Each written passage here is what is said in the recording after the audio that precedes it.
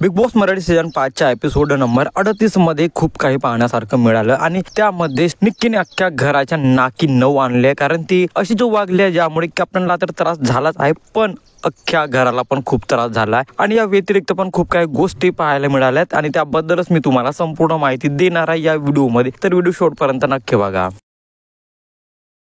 Hello, welcome back to my channel Marathi Bigg Boss update. एपिसोडच्या सुरुवातीलाच निक्की वर्षाताईला बोलत होते की सूरजने ज्याप्रमाणे मला त्याची कारणे देऊन नॉमिनेट केले हे चुकीचं होतं, त्याचे जे निकस होतं माझ्यासाठी ते चुकीचं होतं, पण त्यासाठी तुम्ही एक शब्द पण त्याला बोलले नाही. मी उगीच नॉमिनेट झाली आहे आणि मला असं वाटत होतं की ॲज अ कॅप्टन तुम्ही माझा सपोर्ट करणार, माझ्यासाठी बोलणार, पण तुम्ही एक शब्दही बोलले नाहीत. या टॉपिकवर या दोघींमध्ये चर्चा पण पाहायला मिळाली आणि यानंतर परत एकदा जान्हवी आणि घनश्याम मध्ये भांडण पाहायला मिळालं. परत एकदा जान्हवीने तिचा तोंड उघडला, परत एकदा जान्हवी तिच्या असली रूपामध्ये पाहायला मिळाली, तेही खूप दिवसांनंतर. जान्हवी घनश्यामला बोलत होती की तुला अख्ख्या घराने नॉमिनेट केलं आणि त्याच्यामुळे तुला आता राग आला आहे आणि तुला माहिती आहे की तुला डोकं नाहीये आणि हे एका घराने दाखवून दिलंय की तुला खरंच डोकं नाहीये. की खूप फ्रस्ट्रेटेड झालेली होती, कारण पॅडी अरबाजला निक्की आणि अरबाजच्या रिलेशनशिप विषयी बोलत होता आणि अरबाजने त्या प्रकारे त्याला उत्तर दिलेलं नाही आणि याच गोष्टीमुळे निक्कीला खूप राग आलेला होता अरबाजचा, की अरबाज क्लिअर बोलत नाही, अरबाज स्पष्ट बोलत नाही, त्यासाठी स्टँड घेत नाही. सूरज अभिजित आणि पॅडीला बोलत होता की मी गेम मध्ये लय बेकार खेळत आहे आणि याबद्दलच पॅडी आणि अभिजितने सूरजला समजवण्याचा प्रयत्न केला की तुला कशा प्रकारे गेम खेळायला पाहिजे,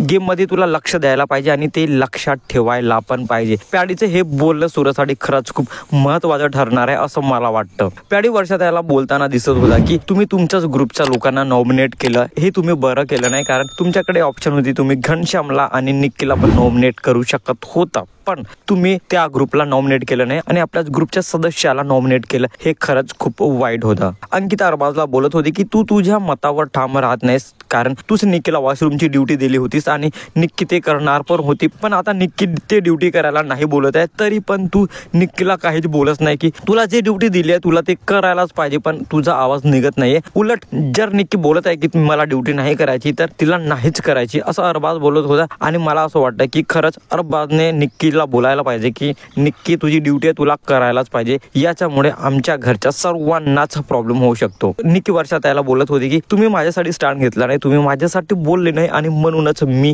हे ड्युटी करणार नाही, ना वॉशरूमची करणार नाही, मी कोणत्याच कामाला हात पण लावणार नाही. निक्कीच्या या बोलण्यावरून पॅडी निक्कीला बोलत होता की आता घरामध्ये जे जे राशन येईल ते राशन तुला वापरता येणार नाही आणि तुला आम्ही त्याला हात पण लावू देणार नाही. अरे आपण बोलत होती की जर तू ड्युटी करत नसेल तर तुला राशन पण मिळणार नाही. आणि या सिच्युएशन मध्ये अरबाज फक्त पाहत होता, तो काहीच बोलत नव्हता. आणि आर्या पण बोलत होती अरबाज तुला बोलायला पाहिजे, निक्कीला बोल की तुझी ड्युटी आहे तू कर, पण अरबाज परत तेच बोलत होता की तो निक्कीचा कॉल आहे, तो निक्कीचा लुकआउट आहे की तिला करायचं की नाही. निक्की अभिजितला बोलत होती की माझ्या कॅप्टन्सी मध्ये पॅडीसाठी खूपदा कुकुडुकू वाजलेला आणि आता मीही तेच करणार आहे, मी पण आता झोपणार आहे, 10 वेळा झोपणार आहे, 10 वेळा कुकुडुकू वाजेल, जेव्हा वाजेल तेव्हा तू मला बोल. निक्की आता तिच्या मतांवर ठाम झालेली दिसत होती. निक्कीला असं वाटत होतं की वर्षाताईच्या कॅप्टन्सी मध्ये एकही काम करणार नाही आणि ती प्रत्येक रूल्स तोडेल. निक्कीचं वागणं पाहून असंच काही वाटत होतं आणि निक्कीने तसंच केलं. निक्की खूपदा झोपत होती आणि कुकडुकू वाजतच होता, पण निक्की उठायला तयारच नाही. अभिजित निक्कीला समजवत होता, वर्षाताई पण समजत होती आणि आर्या पण समजत होती. घरचे पूर्ण सदस्य निक्कीच्या या वागण्यामुळे खूप त्रासले होते, खूप फ्रस्ट्रेटेड पण झाले होते. आणि मग आर्याला असं पण वाटत होतं जर ही अशीच करत असेल तर हिच्या अंगावर थंड पाणी टाकूया. आर्याचं हे बोलणं निक्कीने ऐकलं आणि निक्की पण बोलत होती की जर आर्याने असं केलं तर बघ मी काय करते. तर आर्याची एक गोष्ट मला खूप खटकली, कारण आर्या निक्कीला बोलत होती की ठीक आहे तू काम करत नसेल, तू तुझी ड्युटी करत नसेल तर तुझी ड्युटी मी करते. हे बोलायची आर्याला गरज नव्हती, पण तिचं डोकं कुठे होतं यावेळेस काय माहिती. यानंतर बिग बॉस फॉर्मचा एक टास्क आलेला. बिग बॉस फॉर्म सांभाळायचा होता घरच्या कंटेस्टंटला आणि यामध्ये पण घरच्या सदस्याने माती खाल्ली आणि पहिलीच फेरी बिग बॉसने रद्द केली. आता बघूया दुसऱ्या फेरीमध्ये काय होतं. तुम्हाला हा एपिसोड कसा वाटला कमेंटमध्ये नक्की सांगा आणि अशाच इंटरेस्टिंग व्हिडिओसाठी भावाच्या चॅनलला सबस्क्राईब करा, शेअर करा. Thank you so much.